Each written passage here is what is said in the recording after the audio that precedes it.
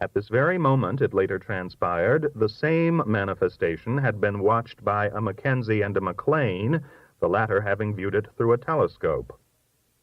Our third witness is the county clerk for Inverness-shire, whose name does not appear in my records for the simple and persuasive reason, I think, that his title carries for his fellow Scots undeniable weight and authority.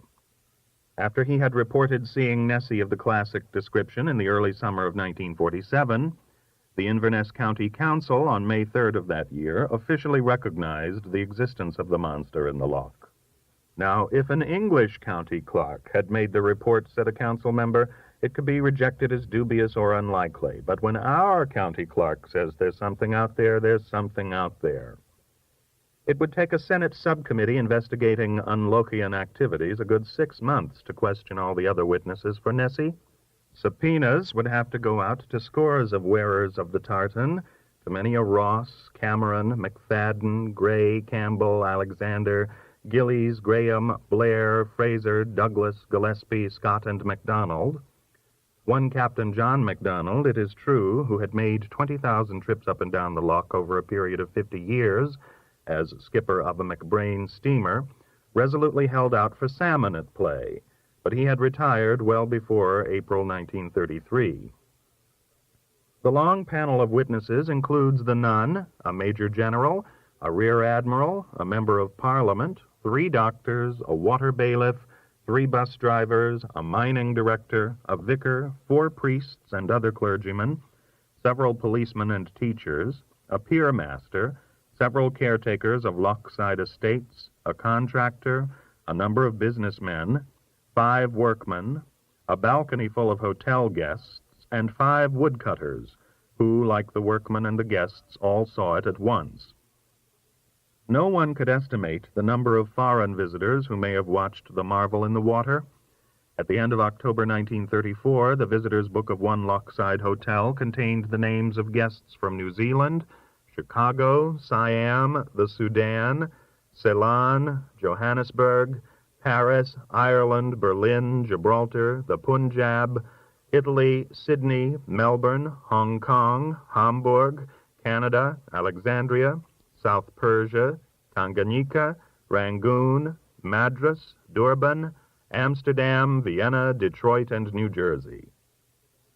Nessie's famous humps, the most consistently reported feature of its morphology, are probably produced by what Commander Gould called its flexuous motion. All observers have seen at least one, and a great majority have reported 2 or 3. One man said he counted 12, but this may be put down to the expected exaggeration of the overwrought, the romantic, or the untrained observer, one of whom placed the monster's length at 90 feet. The creature's undulations on the surface of the water are characteristic of all reports of sea serpents, whose existence in the salt waters of the world was ably argued by Commander Gould in an earlier book, The Case for the Sea Serpent. Scoffers point to the fact that the body of no such creature has ever been washed ashore anywhere. To this, Commander Gould could only advance the probability that these enormous creatures sink to the bottom of the sea after death. The pictorial record of Nessie, compiled haphazardly through the years, is interesting but disappointing.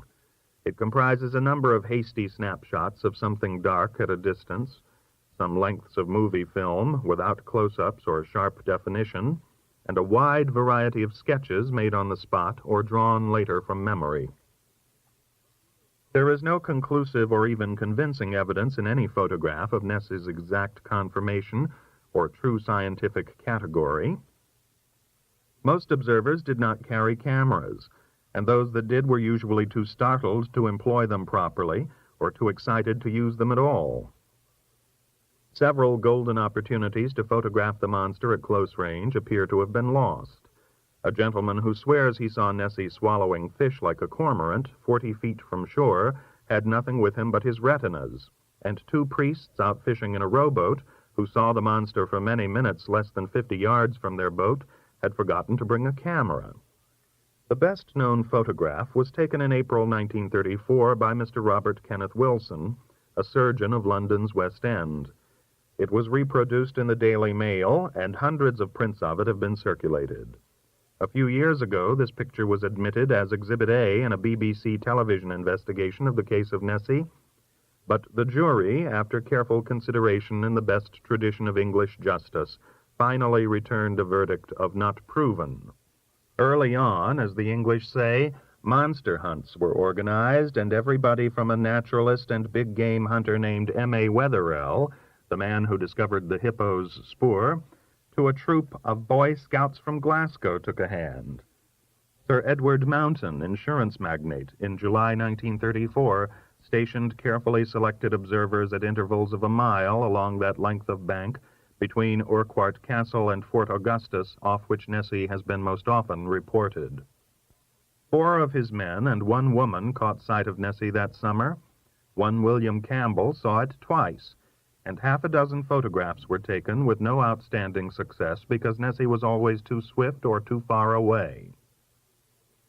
Captain D.J. Monroe, R.N., retired, established 4 observation posts, 3 on land and 1 afloat, manned by watchers equipped with telephoto and movie cameras, range finders, stopwatches, and powerful binoculars. He also sold shilling shares to defray expenses in what he called Loch Ness Monster Limited, to be capitalized at £1,500. The record does not show how many shares were sold, but some of his men saw Nessie, and 1 or 2 were able to snap pictures. It wasn't long before the Loch Ness Fishery Board, the County Council, the Constabulary of Inverness-shire, and other Scottish authorities became alarmed by announced intentions to trap or kill the loch's mysterious resident, which is reputed to have brought more income to Scotland than any other single attraction except Scotch whiskey. 2 men threatened to stretch thin wires across the loch in the region of Nessie's favorite haunts, baited with a secret lure. A member of the Overseas Club of London planned to capture it in great nets or shoot it with a harpoon gun. J.E. Williamson, an American, said he would go down into the water and hunt for Nessie in his photosphere, a globe 6 feet in diameter at the end of a 400-foot steel tube. All manner of hydrophones and other depth-sounding equipment were brought to the loch. After an echograph of something long, 80 fathoms deep and presumably alive, had been registered upon an ASDIC screen aboard a trawler, the world was closing in on Nessie when rumors that a submarine would hunt it down were circulated, and there was wild talk of a mighty electrified loch-wide wire net. The Loch Ness Fishery Board forbade the use of any nets, and higher Scottish authorities went into action to protect Nessie from capture or death or molestation. It had been well established by now that the fantastic creature was not menacing to man, but afraid of him, a peaceable, even timid animal that wished only to be let alone. In December 1933, Sir Godfrey Collins, then Secretary for Scotland, had issued instructions forbidding any attack on the animal if sighted. But monster hunts with great nets or lethal weapons continued to be talked about. The Brighton Aquarium had offered £1,000 for Nessie alive, and Bertram Mills, a circus proprietor, upped this to £20,000. Then, in 1938, Sir Murdoch MacDonald, MP for Inverness, wrote to Lieutenant Colonel John Colville, Secretary for Scotland, asking that the police be instructed to take immediate measures to safeguard the monster. Thereupon Major A.C. Maclean, Chief Constable of Inverness-shire, ordered his men to be on the lookout for monster hunters who would deprive Scotland of its famous and harmless attraction. The only case of a leviathan more strictly protected than Nessie was that of Pylorus Jack, a huge grampus, which for many years around the turn of the century used to pilot ships regularly through French Pass, Cook Strait, New Zealand. It became a national institution and was protected by a stern order in council of the New Zealand legislature. Commander Gould, not only a naval officer of long experience, but also easily the best implemented investigator of sea serpents, was not a man to jump to facile conclusions. He made no attempt to classify the loch monster with scientific exactness, but was content to set it down as an anomalous creature of the general nature and morphology of the sea serpent, which had probably fled into the loch from the sea to escape its natural enemy, the whale. In his book on sea serpents, his convincing list of sightings of water animals similar to Nessie by seafaring men, one of them later a commodore of the Cunard fleet, takes in an enormous creature frequently seen off Gloucester, Massachusetts, in 1817 and in 1819, another observed in Loch Horn, 1872, and a third in the Kyle of Loch Alsh in 1893.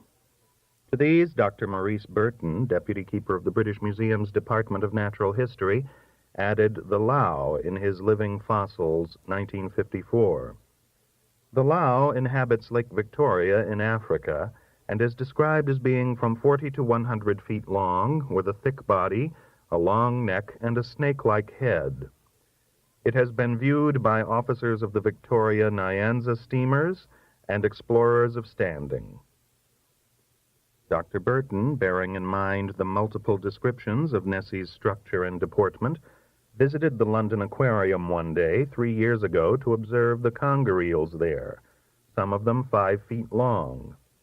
His vigil at Tankside resulted in positive evidence that congers can swim on the surface, undulating laterally and producing humps that seem vertical, and leaving violent agitations of water when they dive. Sometimes he found only the tail was visible above the surface, or the long snake-like neck, or just the central part of the dark body, and Nessie has been seen in all of these postures. Dr. Burton ably argues the possibility of a conger attaining giant size. When Nessie went unsighted from September 1939 until August 1940, many scoff monsters declared this was proof that it had never existed except in the imagination. But no war year actually went by without a report of it in the water, and it was seen 11 times in 1941. The winds of interest and attention had shifted in the weather of war, holiday makers had departed, and only doctors' cars and official vehicles traveled the lochside roads. Naturalists in Britain, wary of a long tradition of hoaxes, including spurious fossils of prehistoric man, have been disinclined to go out on a limb about the thing in the loch, since there is lacking any hide or hair, head or tail of the enigmatic whatever it is, and therefore many questions as to the monster's origin, ancestry, longevity, feeding habits, and sex life, often propounded, remain scientifically unanswered or even untackled. It is known that the conger, like other eels, is a bottom feeder and not a surface diner.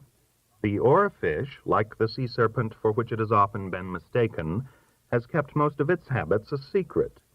There have been vague plans to introduce an oar into the loch and see what happens, but so far this project remains in what movie men call the talking stage. It may be that Walt Disney, who has twice visited Loch Ness, will give the monster the benefit of one of his thorough and fascinating natural history film documents. His New York office says that such a project is under consideration, but so far has only been roughly blocked out.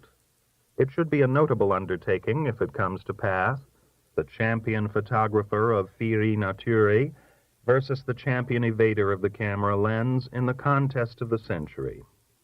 Whatever the enigma of Loch Ness may be, and whatever happens to it finally, it is assured of a double immortality, an everlasting place in the colorful and gaudy annals of the Scottish Highlands, and a permanent residence in the back files of the Times of London and perhaps 1,000 other journals around the world.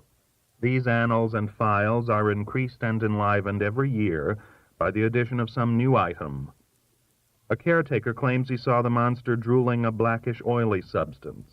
A sailor asserts that the color of its serpentine coils is yellowish. A college student insists he clocked it making 60 miles an hour. A posthumous report comes to light of a smaller monster seen one day 10 years ago trailing Nessie at a distance of 200 yards. This report of a second monster was made by 2 ladies of the Fraser family of Fort Augustus, who had requested that nothing be published about their experience during their lifetime, and nothing was. The famous riddle of the loch still baffles investigators, but strange things continue to be found in the waters of the world. The most astounding of these was the 1938 discovery that the coelacanth, a fish supposed to have been extinct for 70 million years, is still extant, in fine fettle and excellent health. Where it has been all this time is as great a mystery as the origin and nature of Nessie. It serves to indicate a depressing possibility that fish, which preceded man, may yet outlast him on this whirling globe. One far day another Nessie may rise to the sullen surface of the loch, scan the silent banks, and behold no living thing staring back at it, nothing furred or feathered or wearing clothes. But there are queer and present dangers to worry about. In this ominous era of guided missiles and unidentified flying objects, the cry most often heard is, "There's something up there." A few years ago, eerie green lights appeared high above Texas, and something large and blue and whirling is said to have pursued automobiles on high roads in Oregon when dusk was falling. Only last April, residents of Rhodesia twice saw a flock of flying lizards, each about 30 inches long, perhaps the great-grandchildren of Mr. Sanderson's gigantic bat bird. And what is that strange object in the sky high above the housetops there, oblate and luminous, moving so swiftly, whooshing so loudly, headed for Earth? I don't know the answer to any of the mysteries of air, land, or sea, but the remarkable case of the coelacanth has aroused hopes that Nessie or one of its ilk may yet be caught or cornered and classified. They seem to be as prevalent as witches in many parts of the planet. In addition to Nessie and the Lau, there are the Shrimsel of the Icelandic fjords and the Ogopogo of British Columbia, and it may be that another country than Scotland will eventually be the first to admit one of these underwater monsters to the scientific category of natural history. Meanwhile, I am betting on Scotland, for many centuries ago it was written, "In every loch there lives a dreaded beast." Residents of the banks of all the Scottish lochs now keep a sharp, if furtive, lookout for such wonders of the water, and each loch has its ancient legend of a floating island or some other strange upheaval from time to time. I have little knowledge of what may be in the other lochs of Scotland, but I confidently join Captain Brodie, Ewan Fraser, the county clerk of Inverness-shire, and almost innumerable others, in saying of Loch Ness with unshakable conviction, "There's something out there." In conclusion, I am happy to be able to report that last-minute researches have definitely established at least one positive identification. The name of the county clerk of Inverness-shire is Mr. J.W. McKillop.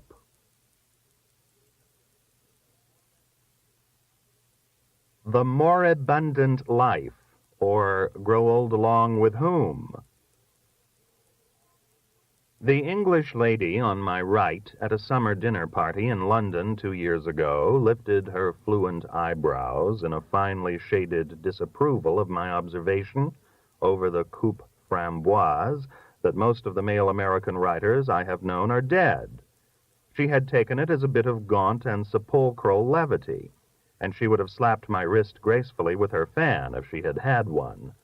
Over the coffee, I persuaded her and the rest of those at table, there were 8 of us, that I was not jesting, but rather trembling, whistling in the dark as the moonlight of jeopardy glinted on the marble and granite names of so many of my friends and acquaintances, all of them fellow wordmen of my own generation. I defined my generation as consisting mainly of men born in the 1890s, but with an overlap of several years each way. We had got onto the subject of the comparative longevity of writers in America and those living in Europe, when someone mentioned that Lawrence Houseman had just celebrated his 90th birthday.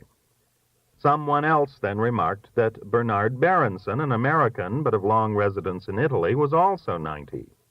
One of the gentlemen present, an English publisher, topped the others by reminding them that Eden Philpotts, who was born in the year Lincoln removed General McClellan from the command of the Army of the Potomac, was 93 and writing television scripts for the BBC. The only elderly men of letters in America that I could think of offhand who were still alive were Robert Frost, Samuel Hopkins Adams, and Carl Sandburg. But I could reel off the names of 30 fellow countrymen whose literary careers and physical being came to an end in their 50s or 40s, and at least half a dozen upon whom, though still alive, one form or another of writer's cramp had fallen. I confessed in the warmth of the wine that I had recently frightened myself into a cold night sweat by running the list up to 98, including newspaper men and a few editors and publishers who had written something and died soon after. The lady on my right, the one on my left was interested mainly in children under 7, asked me if it was true that Americans can only write in certain phases of the moon and in odd parts of the house. But before I could attempt an answer, an anecdote about Gordon Craig drifted on admiring laughter down the table. It seems it had been decided earlier that year to pay homage to the memory of Mr. Craig on the 50th anniversary of the publication of his first book, whereupon his admirers discovered, I don't know why it surprised them, that he was alive and 83. Everybody at table knew that W. Somerset Maugham, at 81, was still writing in his villa at Saint-Jean-Cap-Ferrat. A score of other writers alive at the time and still writing in their 70s and 80s and even 90s were mentioned: Lord Bertrand Russell, Walter de la Mare, Max Beerbohm, H.M. Tomlinson, A.E. Coppard, Percy Lubbock, St. John Irvin, Sir Compton Mackenzie, and A.A. Milne among them. In the 2 years since that dinner party, a few of these venerable authors have died, but 1955 was the high water mark, perhaps the finest hour of elderly but sturdy English writing. When I belonged to the English Club as a university freshman more than 40 years ago, we used to think vaguely of English authors as being one with Sticks and Stones and Tennyson, or as men of a fine fin de siècle Stevensonian fragility who faintly called, with the doomed Dowson, for madder music and for stronger wine, and died before the sommelier reached the table upon which lay a lovely lyric inscribed to a damsel of dream and writ in Bordeaux red. I woke up the morning after the dinner party realizing that the British authors who had ceased to be before their pens had gleaned their teeming brains were but drops in a lusty bucket of vast durability. I remembered that the aged Swinburne had given up the ghost only a year before the youthful O. Henry in 1909, a year also attained by George Meredith, the modernness of whose modern love goes back to the first year of the Civil War. It was comforting to contemplate the host of British authors that had easily survived the White Plague and the other perils of the strange decade of the Yellow Book and the Green Carnation. I got out of bed with some effort at the age of 60 and went through a few mild setting-up exercises, but it wasn't terribly reassuring to remind myself that I am a stronger man than Aubrey Beardsley was, or that I had lasted 8 years longer than Thackeray, who once referred in his 47th year to his old and decaying carcass. A few days later, I tottered over to the British Museum, half expecting to bump into H. Rider Haggard or Wilkie Collins on the way, to look up some more facts and figures on British and American authors. It didn't take me long to expand the list of British men of letters who had gone on a long, long time. Ernest Newman was 87 then, and still writing a weekly column of music criticism. Lord Dunsany was 77, and capable of denouncing modern poetry in no quavering tones. John Cowper Powys, who I thought had disappeared from the earth about the same time as the Brevoort dining room, was 83. Sir Philip Gibbs was 78. John Masefield and Oliver St. John Gogarty were 77. E.M. Forster and A.S.M. Hutchinson were 76. Alfred Noyes was 75. P.G. Wodehouse was 74. And Frank Swinnerton was 71. I turned to source books about American literary figures of my sex and was delighted to find out that quite a few of them, born in the vintage years of the last century, were still above the green quilt. Percy Mackay, 80, Upton Sinclair, 77, James Branch Cabell, 76, Carl Van Vechten, 75, Clarence Buddington Kelland and Stark Young, 74, George Jean Nathan, 73, and William Carlos Williams, 72. After my exploration of living Americans, I looked up the dates of some of the departed and more or less illustrious men of letters on our side. I hope that some researcher with more years left than I have will someday do a monograph on the curious viability at home and abroad of writers born in the 1860s. Owen Wister, the Virginian, born in 1860, lived to be 78. Hamlin Garland, Maine Traveled Roads, 1860, reached 79. George Ade, Fables in Slang, 1866, and Meredith Nicholson, The House of a Thousand Candles, also 1866, lived to be 78 and 81, respectively. Booth Tarkington and Edgar Lee Masters, born in the last year of the writer's decade, attained the ages of 76 and 80. There were others out of that special period, too. Finley Peter Dunn and David Graham Phillips, but they didn't do so well, reaching 68 and 43 in that order. Violence ended Phillips' life. He was shot and killed one day in Gramercy Park back in 1911. Born just this side of the viable decade, Gouverneur Morris lived to be 77, and Rex Beach 72. This list of durables is incomplete, and I have no doubt that Indiana alone, seemingly the state of highest vitality, could add more names to those of Ade, Nicholson, and Tarkington. I tottered back to my hotel, remembering on the way various writers of my own generation, and their youthful ghosts began getting between me and the sun. "Look out," a taxi driver cried as I stepped into the street, "and you'll live longer." Look out for what? Besides motor cars, I wondered. I began piecing together out of memories of my lost colleagues the perils and threats, the man-traps and the pitfalls that had beset them in their short journeys from light to dark. When I got back to my hotel, the lady who had sat on my right at dinner was there, looking anxious and a bit surprised to find me up and about. I tried to look rugged, but she kept regarding me as if I were a flickering match. She had been worrying about my descending flame, she said, and had called to see if I was ready to depart.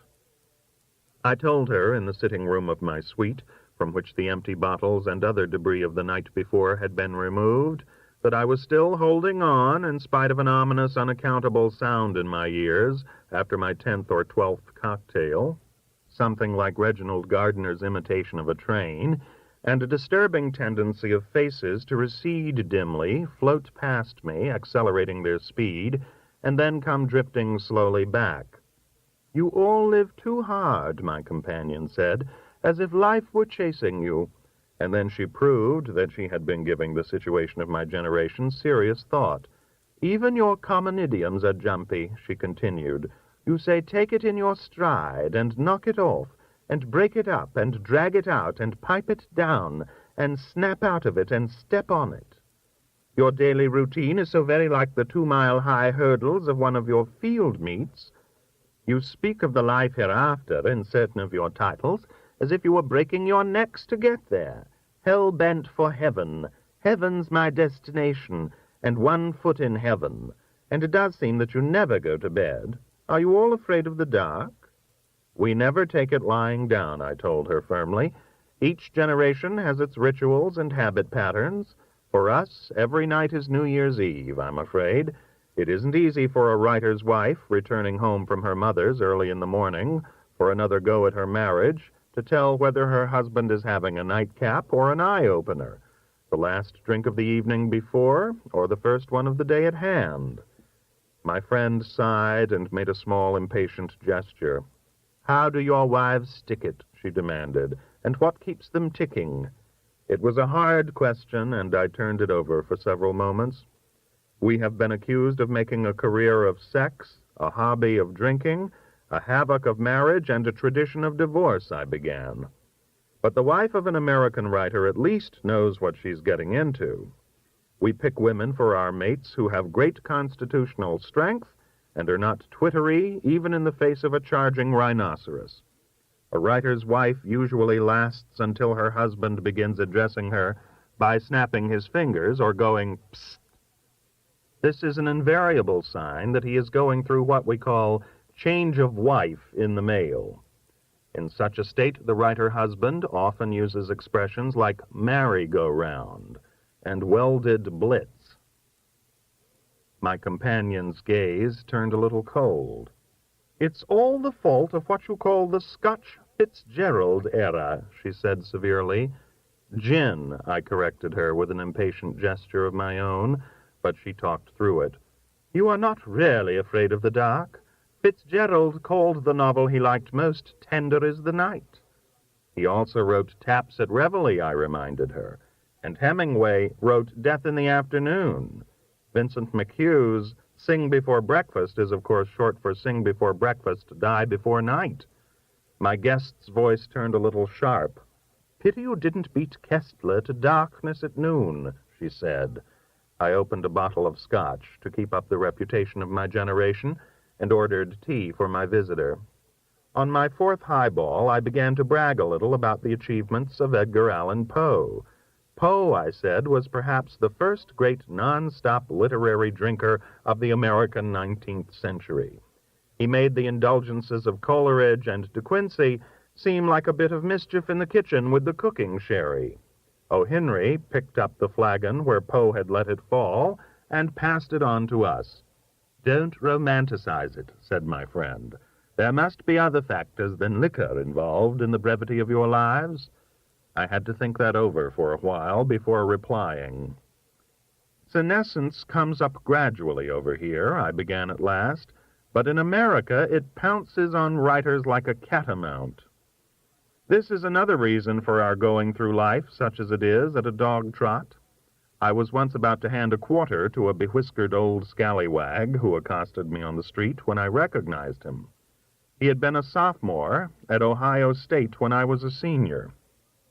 There are many other terrors that should not be overlooked: the impalpable, the imponderable, the personal income tax, the mobile investigatory units of Congress, the bears under the bed, the green men from Mars, the cats sealed up in the walls, the hearts beating under the floorboards, the faces of laughing girls that recede, float past, and come back again. On my 8th drink, I tried in vain to think of an evening I had spent with any American writer, at the end of which he or I had gone home. I recalled instead the night in 1934 when Scott Fitzgerald and I went on from 10 p.m. till 8 in the morning, and I sketched in the highlights and the highballs for my shocked companion. We were both to blame that night, I said, but it was mainly my fault the day in 1936 when Thomas Wolfe came to a cocktail party at my New York apartment. He stayed until 9 in the morning and was thoughtful enough to phone back an hour later to ask if he could return to apologize for having stayed so long. It is possible that our American custom of buying whiskey by the case, I added, may have something to do with our late hours. Upon this, my companion had a grave question for me. "Do not an American writer and his wife ever think to leave a party before midnight?" "I wouldn't exactly say leave," I told her. "The process is more often one of being put out. On such an occasion, the writer and his mate take up at home where they left off at the party. This is known as bringing out the jugs with the wife. It is customary in this ritual to telephone at 3 o'clock in the morning an old friend and his wife. If for some reason they cannot appear, which is most improbable, their would-be host is likely around 5 o'clock to threaten to read aloud to his wife from whatever whiskey-stained manuscript he may be working on fitfully at the time. To avert this, it is usually the wife's custom to deride the intelligence or sartorial get-up of some girl he was once incredibly fond of in his Greenwich Village years. "You may be a lost generation," my companion sighed, "but you are extraordinarily evident while you last." I could tell from the way she accented her words that she was beginning to feel her third cup of tea. Presently she took flight on the mothy wings of a new eloquence. "You are incurably competitive, all of you," she went on, and a constant sense of competition is likely to burn men out in their middle years. You speak of the writing game and the publishing game. You know the score. You are forever throwing your highball past someone, and you say, keep pitching instead of goodbye. I had to cut in on her there. You are speaking of our fastball, I corrected her, but she motioned for silence.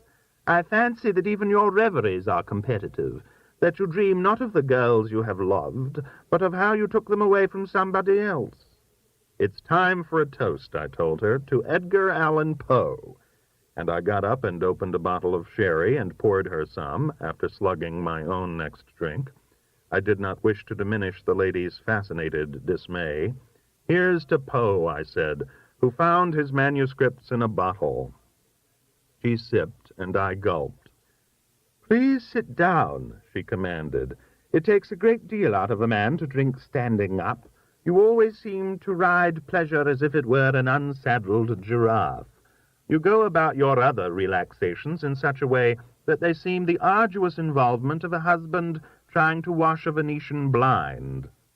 It is hard to tell your conformity from your dissent. You hit them both so hard. I sat down reluctantly, for I had an urge to pace. Some 20 years ago, I began, I composed with a writer friend of mine a parody of A.E. Housman that seems to fit in here somehow, if you would care to hear it. The lady gestured gracefully for more sherry, and I filled her glass. I think, she said, that I can now stand anything, and I began to recite. Loneliest of these, the married now, are hung with gloom along the vow, and stand about the wedland drear, dreaming dreams of yesteryear. Now of our 20 years and 10, 40 will not come again, and take from 50 springs that many, it only leaves us 10, if any. And since to look at girls in bloom, 10 small years is little room, from out the wedland we will go, and try to find the mistletoe. My guest set down her unfinished sherry and rose to her feet. Grow your age, to use one of your own idioms, she said. Rise quite above it. If poor dear Henry James had lived in America instead of England, we should probably not have had the turn of the screw, to say nothing of the novels of his major phase. She was about to start for the door when I proposed another toast, this one solemn and sincere.